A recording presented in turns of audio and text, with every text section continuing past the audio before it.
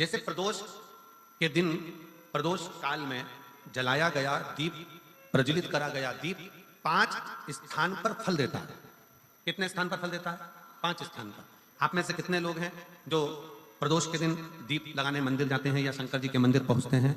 बहुत बहुत प्रणाम आपको, साधुता जानना चाहिए। अपना प्रदोष के दिन प्रदोष काल में लगाया गया दीपक 5 स्थान पर फल देता है। पहला स्थान, अगर हमको या हमारे परिवार में किसी को काल सर्प दोष है तो हमारा प्रदोष का लगाया गया दीपक कहीं पूजन मत कराओ, वो दीप जलाने से ही काल सर्प दोष समाप्त होता चले जाता है। दूसरा स्थान, पितृदोष।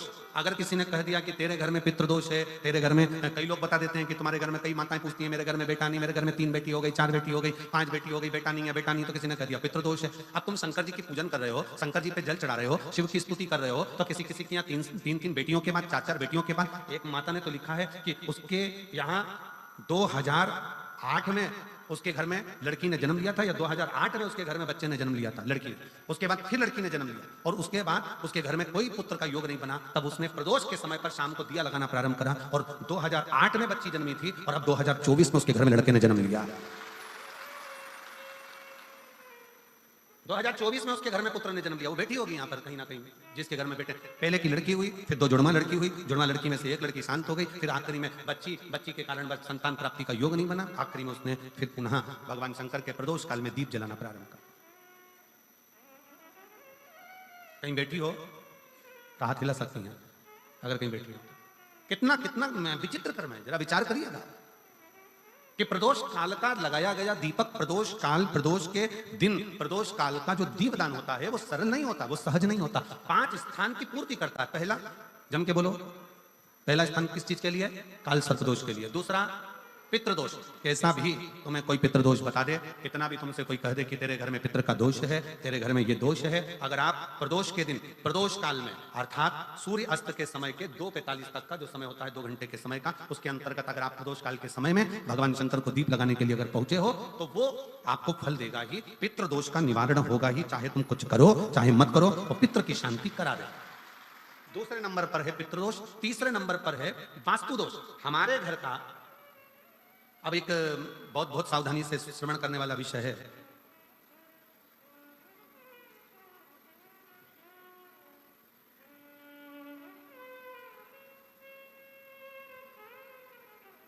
यदि वंश की वृद्धि नहीं है, 30 वर्ष शादी के हो गए, 40 वर्ष शादी के हो गए और औलाद है ही नहीं, डॉक्टर ने भी हाथ ऊंचे कर दिए, टेस्ट पे भी करवाया, IVF करवाया, सब कुछ तुमने करवा लिया, तो भी औलाद नहीं है, तब आखिरी में एक काम चालू करो। प्रदोष का दिन दोनों पति पत्नी व्रत चालू कर दो प्रदोष का, और प्रदोष काल में शाम के समय जाकर एक ही दिए में 2 लंबी बाती जानते हो ना, रुई की लंबी कपास की बाती 2, और दोनों बाती एक ही दिए में रखकर पति पत्नी दोनों उसको प्रज्वलित करना प्रारंभ करें। बाबा संतान देकर ही रहेगा, औलाद आएगी ही। दीप की जो बाती में अंतर आ जाता है, एक गोल बाती में और लंबी बाती में अंतर आता है, बहुत अंतर आता है। पितरों के लिए गोल बाती का प्रयोग बहुत कम होता है हमारा, देवी जी के लिए, माता रानी के लिए, जगत जननी के लिए गोल बाती का प्रयोग बहुत कम होता है हमारा, ध्यान रखिएगा। एक पितर के लिए, एक जगत जननी जगदम्बा दुर्गा भवानी के लिए गोल बाती का प्रयोग कम होता है, लंबी बाती का प्रयोग ज्यादा होता है। क्यों? क्योंकि हमारे घर की कुल देवी और हमारे घर के पितर हमारे वंश की वृद्धि करें, इसलिए लंबी बाती रखी जाती है, जिससे हमारा वंश बहुत लंबा चले, बहुत उन्नति की ओर बढ़े, इसलिए लंबी बाती का प्रयोग किया।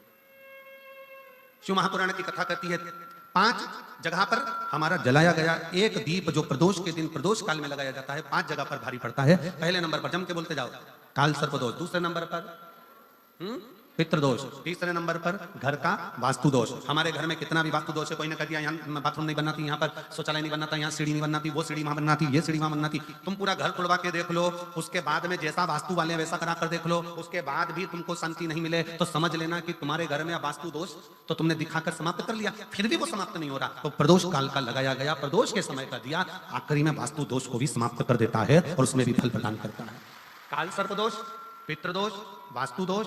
चौथे नंबर पर 1 रुपया कमाया, 100 रुपये खर्च हुआ, पैसा आया गया, ये चौथे नंबर का।